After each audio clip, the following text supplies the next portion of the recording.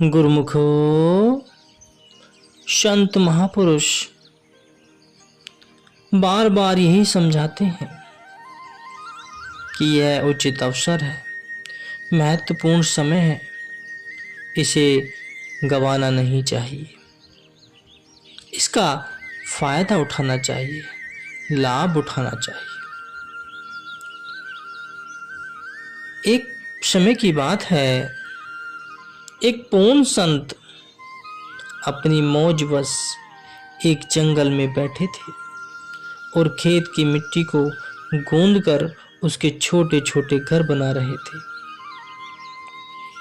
संयोग से एक राजा और वजीर का उधर से गुजरना हुआ। राजा श्रद्धावान था, अपने संत जी से पूछा कि आप यह क्या कर रहे हैं। तो संत जी ने जवाब दिया कि मैं स्वर्ग के महल बना रहा हूँ। राजा ने पूछा कि कितने में दोगे। तो संत जी ने कहा कि अकेली कोठी के 500 रुपये और जिसके आगे आंगन है यह 1000 रुपये का, और जो 2 मंजिला मकान है वह 5000 का। तो राजा ने वजीर से परामर्श किया कि यदि इनमें से कुछ जगह खरीद ली जाए तो कैसा रहेगा। वजीर ने कहा कि इन फकीरों की क्या सुननी, ये तो मिट्टी के घर बना रहे हैं, स्वर्ग के महल तो स्वर्ग में ही होते हैं। फिर भी यदि आपकी इच्छा हो तो 500 वाली एक छोटी कोठी खरीद लो। 500 रुपये देकर मिट्टी का वह मकान लेकर राजा अपने महल में लौट आया। रात को स्वप्न में राजा क्या देखता है कि उसकी मृत्यु हो गई है और वह स्वर्ग में पहुंच गया है। वहां खूब महल सजे पड़े, बड़े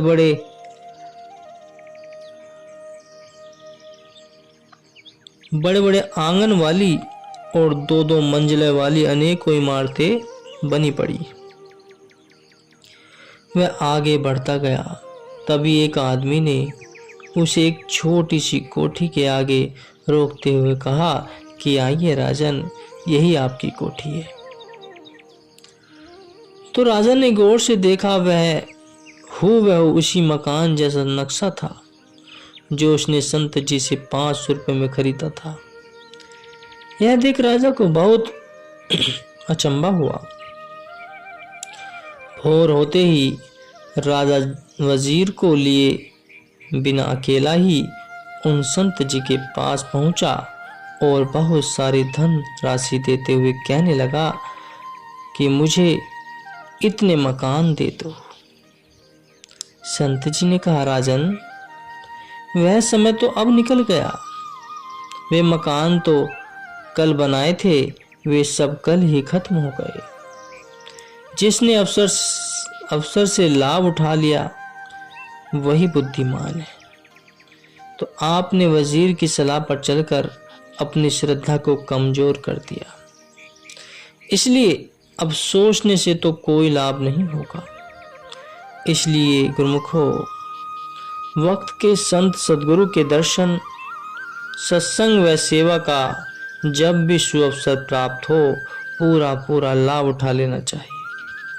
वास्तव में यही जीव की अपनी असली पूंजी है। अगर समय को सलाह मशवरों में ही व्यर्थ गवा दिया तो सिवा पछताने के कुछ भी हासिल नहीं होगा। तो गुरुमुखो, सेवा की अमूल्य दात किसी भाग्यशाली को ही मिलती है। यह सेवा जितनी गुप्त की जाए उतनी ही लाभदायक होती है, क्योंकि सेवा करते हुए यदि मन में तनक भी अहंकार आ गया तो हाथी के स्नान की भांति सभी किया कराया व्यर्थ चला जाएगा। गुरुवाणी में वर्णन आया है, जब यह जाने मैं किछु करता, तब लगू गर्भ जोनी मही फिरता।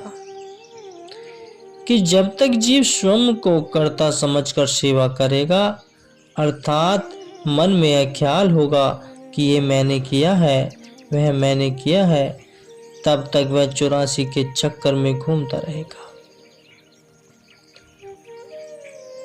जब कर्ता धर्ता साहिब को समझकर अहंकार रहित होकर पूर्ण रूप से आज्ञा में चलता हुआ सेवा करेगा, तभी पूरा लाभ उठा पाएगा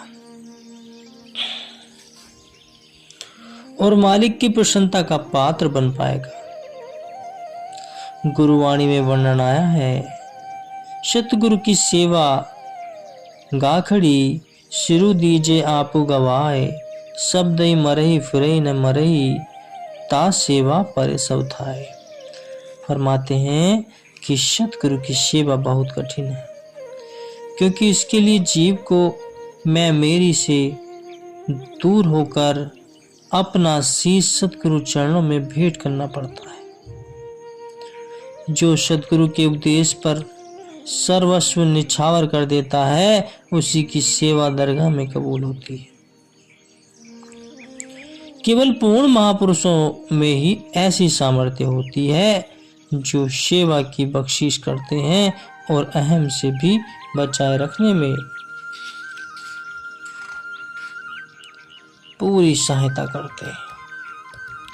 ये तो संसार में लोग लाखों रुपए दान पुण्य करते हैं, परंतु अधिकतर लोग ऐसा नाम व शान कमाने हेतु करते हैं।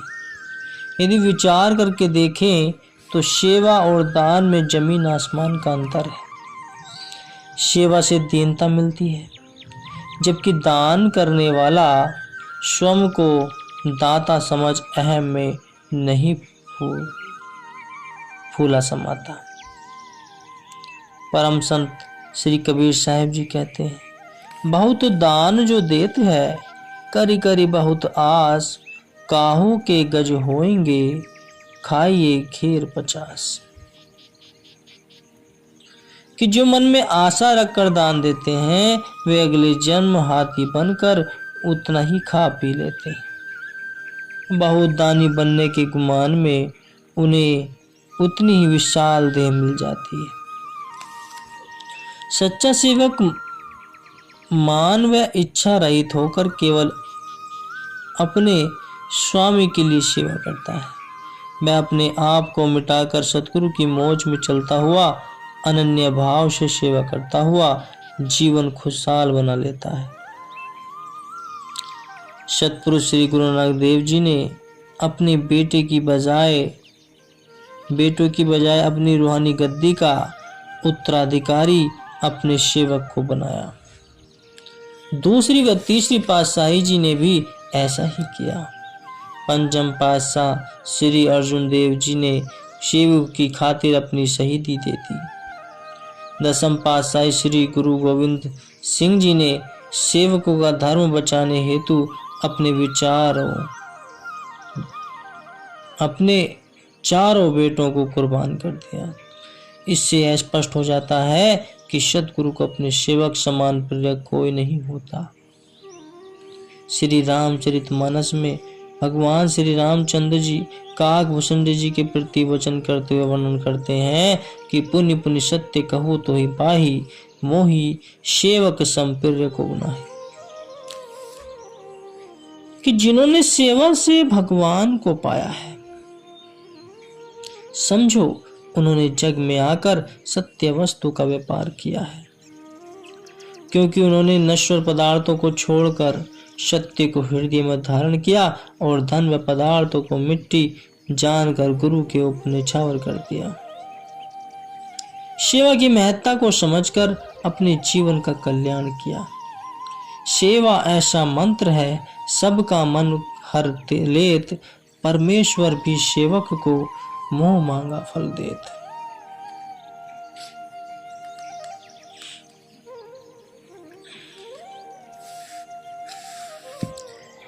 एक बार हनुमान जी को सीता जी ने भेंट स्वरूप हीरे मणिकों से जड़ित एक बहुमूल्य हार दिया।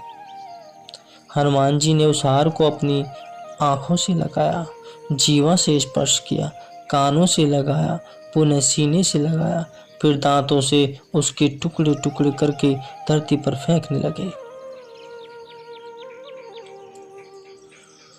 उन्हें ऐसा करते देख सभी अचंभित हो कहने लगे कि हनुमान जी इतने बेशकीमती हार को क्यों तोड़ मरोड़ रहे हो। उनकी दृष्टि दुनियावी थी, अतः उन्होंने जाकर भगवान श्री रामचंद्र जी से सब वृतांत निवेदन किया। तो भगवान श्री रामचंद्र जी ने हनुमान जी को बुलाकर पूछा कि वे ऐसा क्यों कर रहे हैं। तो हनुमान जी ने कहा कि मैंने एक एक मोती को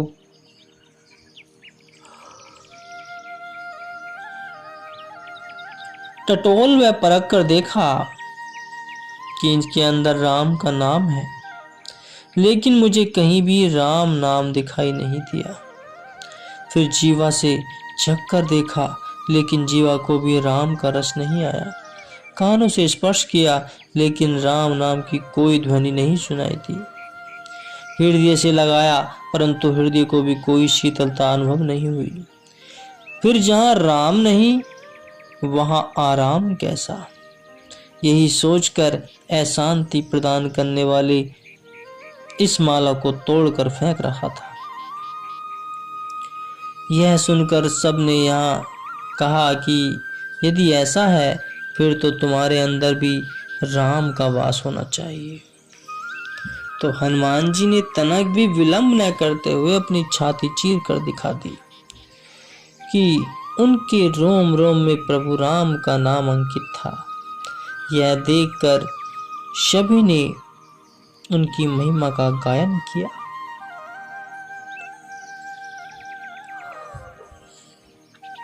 कोई कहे कि दुनिया के पदार्थ भी न छोड़ो और राम भी मिल जाए, तो ऐसा कदापि संभव नहीं है गुरुमुखो। एक सेठ अपनी किराने की दुकान पर बैठा था। उसने नौकर को आदेश दिया कि शक्कर के डिब्बे में से एक पाव शक्कर ले आओ। नौकर अंदर गया तो देखा कि डिब्बा खाली पड़ा है। अंदर से ही बोला कि सेठ जी, इस डिब्बे में तो राम का नाम लिखा है, दूसरी जगह देखने पर भी वहां कुछ न मिला। जहां कुछ न हो वहां राम का नाम होता है। जहां आशाएं होती हैं वहां राम का नाम नहीं हो सकता। जिसको दुर्लभ राम नाम को पाने की इच्छा हो तो उसके लिए उसे सर्वस्व त्याग करना पड़ेगा, स्वयं को रिक्त करना पड़ेगा।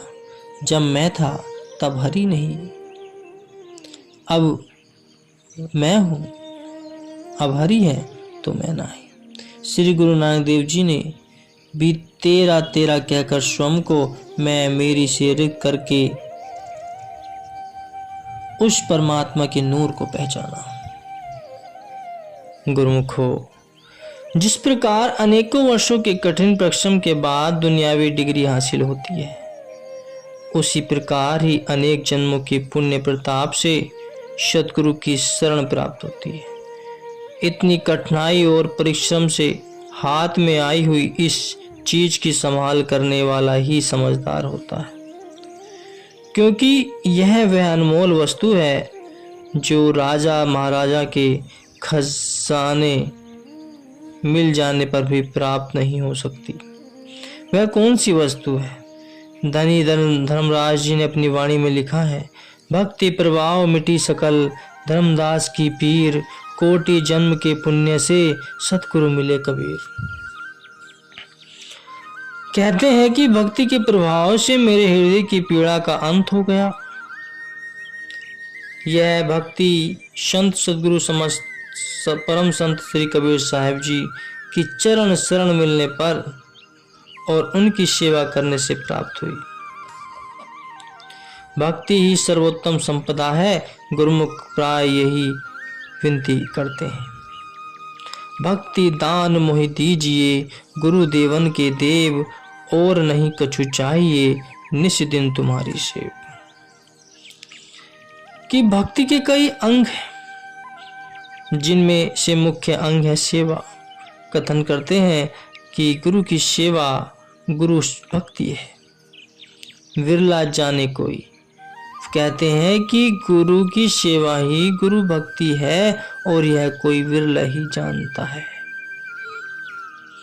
जिन्होंने स्वयं गुरु घर की सेवा करके लाभ उठाया है, उन गुरुमुखों की अनुभवी वाणियां इस सत्य की पुष्टि करती है।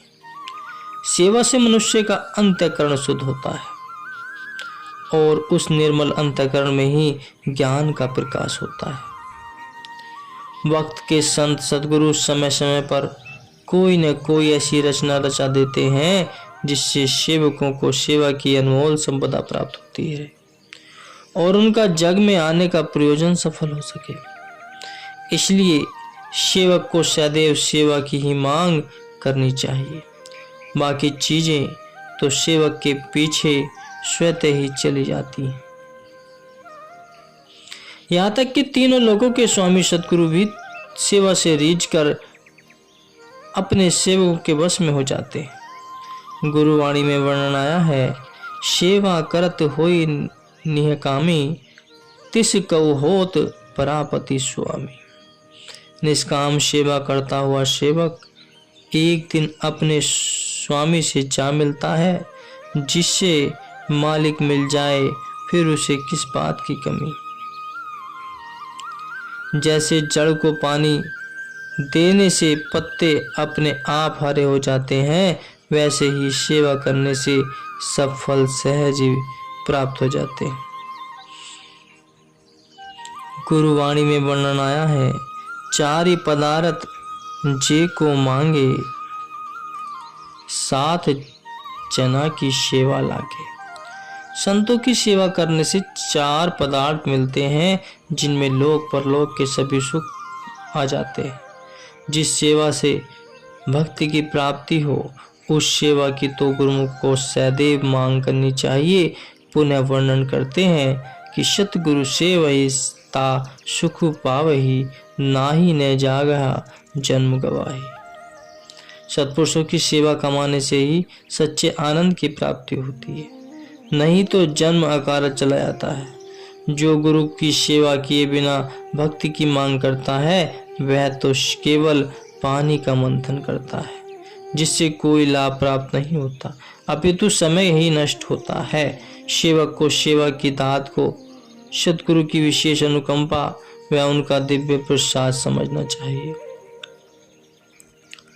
श्री गुरु नानक देव जी ने भाई लहणा जी के सर के ऊपर गीले घास का गट्ठा रखवा दिया।